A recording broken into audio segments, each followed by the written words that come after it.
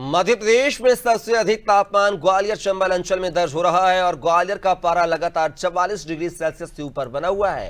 बीते 10 दिनों में ग्वालियर क्षेत्र से बिजली कंपनी के कॉल सेंटर पर 12,000 से ज्यादा शिकायतें दर्ज की गई हैं। आउटसोर्स स्टाफ की कमी, ट्रांसफार्मर ओवरलोड और तकनीकी फॉल्ट से परेशान उपभोक्ता दिन रात बिजली कटौती झेल रहे हैं।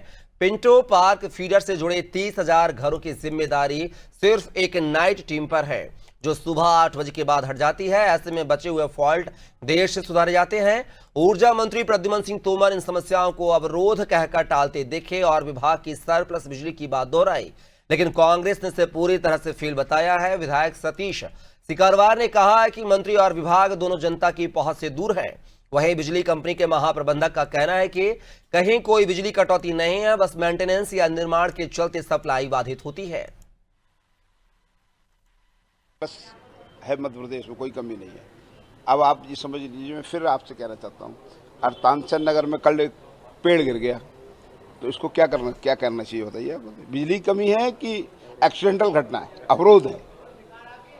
लेकिन कांग्रेस तो बराबर धरना दे रही है, कहीं कुछ कर रही है। अब मैं कांग्रेस के समय की, अभी मैं सवेरे घूम के आया हूँ,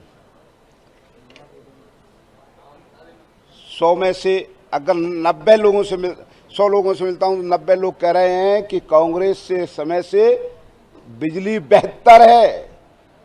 18-19 में भी सरकार आई थी, उस समय भी ये सेवक सरकार में भी मंत्री था। आज ही एक ही अखबार में छपा है, एक अखबार में, कि ग्वालियर महानगर की सभी जोनों की मिला के 10,000 बिजली की कंप्लेंट है।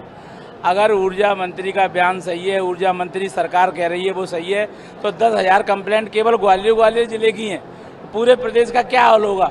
जनता बेहाल है, कंप्लेंट पे कंप्लेंट कर रही है, कोई सुनने वाला नहीं है, फोन उठाने वाला नहीं है।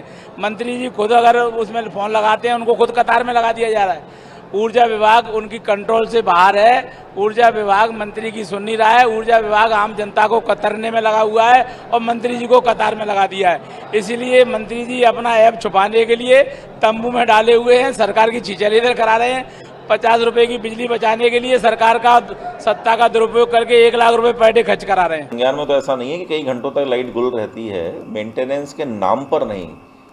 जब भी कोई कंस्ट्रक्शन होता है या जब भी कोई मेंटेनेंस होता है, तब परमिट देने ही पड़ते हैं।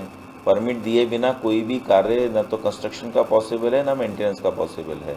अभी यदि अगर मैं बात करूं तो जैसे अभी पीडब्ल्यूडी को एलिवेटेड रोड के लिए कुछ कंस्ट्रक्शन करना था, तो हमने लदेड़ी मुरार, जो हमारे 33 के भी मोनोपोल के फीडर हैं, उस पर हमने परमिट दिया। अभी हमको एक राजपाएगा में ऑगमेंटेशन करना था, उसके लिए हमने परमिट लिया।